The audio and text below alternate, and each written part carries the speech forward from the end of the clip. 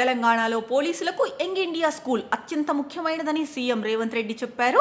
ఎన్నికల మేనిఫెస్టోలోనే police school అంశాన్ని పొందుపరిచామని తెలిపారు. ఎడ్యుకేషన్, ఎంప్లాయ్మెంట్ అనేది తమ బ్రాండ్ అని అన్నారు. సైనిక్ స్కూల్ కు ధీటుగా పోలీస్ స్కూల్ ను తీర్చిదిద్దారని స్పష్టం చేశారు. రంగారెడ్డి జిల్లా మంచిరేవులలో యంగ్ ఇండియా పోలీస్ స్కూల్ ను సీఎం రేవంత్ రెడ్డి ప్రారంభించారు. ఈ సందర్భంగా రేవంత్ మాట్లాడుతూ, పోలీస్ శాఖపై మాకు స్పష్టమైన ఆలోచన ఉంది. దేశంలో ఉన్న గొప్ప వర్సిటీలు నెహ్రూ స్థాపించినవే. 16 నెలలైనా బ్రాండ్ ఎందుకు సృష్టించుకోలేదని నన్ను కొందరు అడుగుతున్నారు. యంగ్ ఇండియాలో చదువు, ఉపాధే నా బ్రాండ్. దేశానికే దార్శనికుడు PV Narasimha Rao. Young India skill వర్సిటీని స్థాపించాం. దేశ భవిష్యత్తు తరగతి గదిలో ఉంది.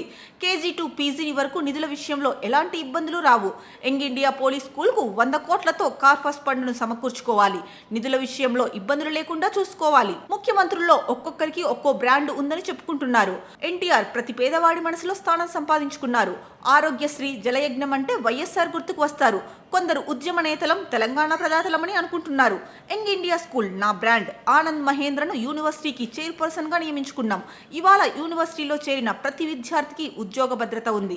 ఎన్నికల మేనిఫెస్టోలోనే పోలీస్ స్కూల్ అంశాన్ని పొందుపరిచాం. వచ్చే ఒలింపిక్స్ లక్ష్యంగా యంగ్ ఇండియా స్పోర్ట్స్ యూనివర్సిటీ అకాడమీని ఏర్పాటు చేసుకోబోతున్నాం. ప్రతి నియోజకవర్గంలో 25 ఎకరాల విస్తీర్ణంలో యంగ్ ఇండియా రెసిడెన్షియల్ స్కూల్స్ నిర్మిస్తున్నాం. ప్రాథమిక స్థాయిలోనే ప్రభుత్వ పాఠశాలల్లో విద్యార్థులను చేర్చుకోకపోవడంతో విద్యార్థుల సంఖ్య తగ్గుతోంది. 1వ తరగతి నుంచి ఉన్న ప్రభుత్వ స్కూల్స్ విధానంలో మార్పులు తీసుకొచ్చి ప్రీ స్కూల్ విధానాన్ని తీసుకురావాలని ప్రభుత్వం నిర్ణయం తీసుకుంది.